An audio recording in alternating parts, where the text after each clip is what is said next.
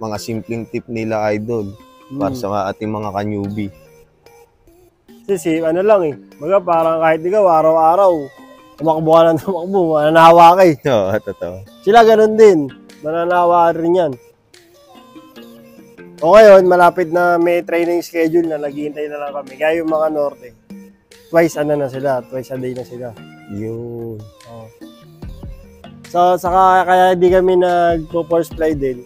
Bugbog naman sila sa amin sa Seltos. Ayun. Oo. Pag ang ginagawa namin ni Kuya, pag yari, derby na, usapang derby. Papasok ng derby last fan race. So, linggo datingan. So, the next week, first lap. Ang gagawin namin ni Kuya, Monday, full recovery yan, ligo lang gagawin yan. Ayun. So, ano yun, idol? Meron kayong mga ibinibigay na gamot? Kami wala talaga eh.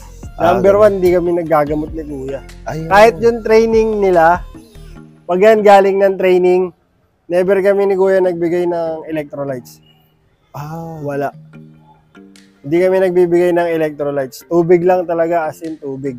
Ayun. O kaya, honey. Honey. Oo. Wala talagang asing gamot.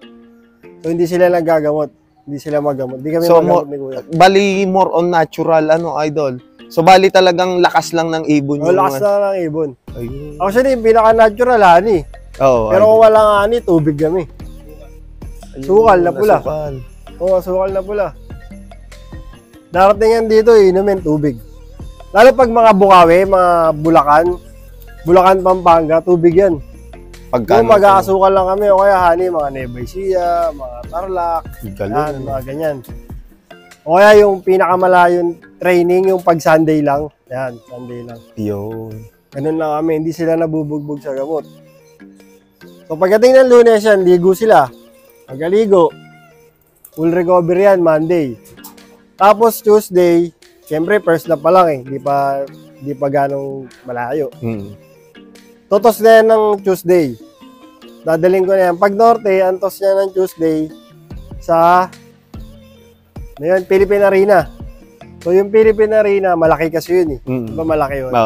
So marker nila yun. Marker, ayun. So, kahit anong mangyari, kumbaga, malaki nun sa laki. Tapos sa eyesight ng ibon, sa malayong distance pa lang nakakakita kita na nila, Malayo na, makikita na nila yan. So ba, parang pambuka na yun eh. So bali yun, idol, ilang beses yung inuulit halimbawa doon sa Yun nga, pag Martes, tos, lahat sila. Ayun. Hindi sila pwersado. Baga parang, parang ka lang nag-low fly, pero lumayo ka. Ayun, So, pag uwi yan dito, Martes, kain. Dito sa si Kuya, kasi weekdays eh. Weekdays. Papakainin yan. Tapos, check upin yan ni Kuya. Tuesday ng tanghali, lilipad sila ulit. Ayan, lilipad sila ulit. Ano yun? Low fly o toss naman? Low fly lang. Open lang, ganyan. Low fly lang sila. Tapos hapon, kakain na sila. Walang kahit na Yun. Wednesday, yan. Gagawin namin ng Tuesday night, di ba? May mga loading truck kasi dito sa Tondo. So, kakarga namin ng Martes. Derby yun derby day. Kakarga ng Martes, uuwi ng Miyerkules. So, pag uwi nila ng Miyerkules, hindi na sila lalabas ng kulungan. Pahinga na sila. Papahinga. Pagdating ng Miyerkules, Huwebes, dadali na ulit namin ng TOS. Ayun. TOS na sila ulit. Pagdating ng TOS, ng Philippine Arena ulit, double TOS naman sila. So bali, dalawa. Ayun. Dalawa sila. Kasi pag Martes, pag dinalawa-dalawa mo agad, siyempre pagod pa yan nagre-relax pa yan. Hindi kagaya pag marami sila, relax lang lumipad. Pag Huwebes, double TOS na sila. Tapos uuwi. Tapos, pag may chance pa kami ni Kuyang magkarga, pinipilit namin magkarga. Pero pag wala, yan na. Totos na ni Kuya ng San Simon pag Norte. San Simon, Pampanga, idol? Pampanga, San Simon. Pagdating ng Friday, loading day, lumilipad ba yan? Ng umaga. Tubugbog talaga sila sa amin. Sa TOS talaga. Sa TOS talaga, Oo. Talagang halos hindi sila namamahinga din. So, yun, pagbalik ng second lap, kung ilan sila makakauwi. Kumbaga, atletang-atleta talaga yung ginagawa, idol. Saka hindi yan ginugutom. Hindi namin sila ginugutom. Yun. Ba, yung iba, parang may bilang yung pagkain ng ibon, isang kutsara sa umaga, sa hapon, 2 kutsara. Tapos may napanood pa ako one time, parang pag pinakain, pag meron ng 2 umayaw, uminom ng tubig, tatanggalin yung pagkain.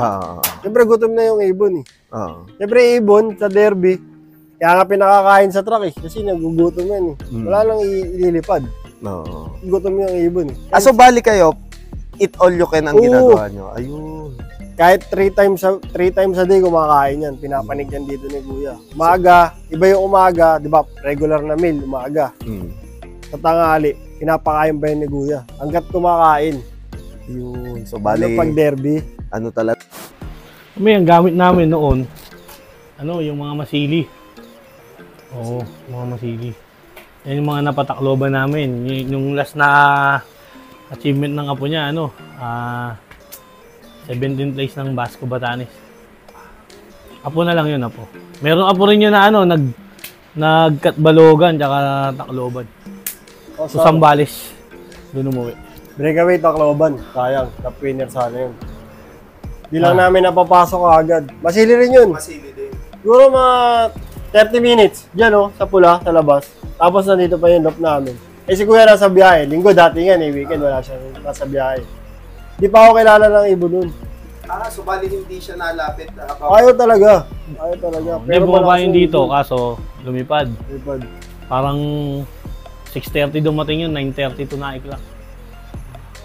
Breakaway sana siya. Wala pa nagka-clock nun. Talagang breakaway. Ano yun, Idol? Same day o second day bird? Second day. Pero may nag-day bird doon sa sa Bulacan? Sa ibang kalabo. May ibang kalabo. So bali sila Nairobi, ano po yung pinaka-base bloodline niya? Masili din po? Hindi, si Nairobi, pure blood ni Boss Saldi. Solo Sep. Ang tatay niya, kapatid ni Goto, cross Solo MMFC. Solo MMFC, Tacloban. Solo MMFC na line. Tapos, ang tatay niya, ang nanay niya, anak ni Solo MMFC mismo, tsaka ng kapatid ni Solo MMFC, Blackbreed. Tapos, ibinalik sa Solo MMFC Cross Goto. Kaya medyo line breed yun. Tapos sila na po yung yun na po yung mga nag-overall na. Nung time na ni Nairobi kasi, ubos talaga ibon sa MM nun. Parang siya lang yung natira naming live. Pero second lap pa lang. Sa ibang lab naman, yung anak ng Masili, no? Yun ang sayang kasi siya, 2 times first overall siya ng Pan Race 1 tsaka Pan Race 2. Pero yung Pan Race 1 tsaka Pan Race 2, derby yun. Derby rin ang schedule nun, hindi yung mga malalapit na karera. Tapos, nag-overlap pagdating ng Matnog, hindi siya kumain ng 1 linggo. Ayaw niya nang ikarga. Sabi ko, sige, laban, live yan. Pero nagawa niya pa rin po makauwi nun. Kasabay ni Nairobi ng Kalbayog yun. Sabay ni Nairobi. Kasunod lang sila, pati yung Tacloban namin, sabay-sabay silang umuwing 3.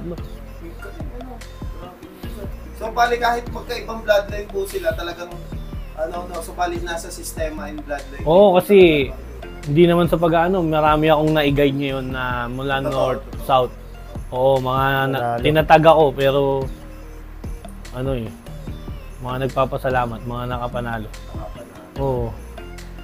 Ako, 1995 yata, may kalapati na ako. Tapos 1997, 98, nagkakarga na ako sa RPAP. So bali kakaanak ko lang noon na. Tapos nung ginawa to, nahinto. Tapos 2006 uli ako nag-ibon dun sa Guarpa. Yun, nanalo agad ako dun. Tapos, sabi nung anak ko, gusto niya raw mag-alaga dito. Nilagay ko yung gulungan ng aso, nilagyan ko ng 5. Napasantaan na namin lahat yun. So bali, yung bloodline na gamit nyo nun, yung pa rin yung gamit nyo? Hindi, noon, mga galing sa kumpare ko kay Narciso Payawal, yung namatay na si Iso. Bigay niya sa akin lahat yung mga kalapating nilabang ko nun. Tapos yun, nung nagkaroon na ako ng Masili.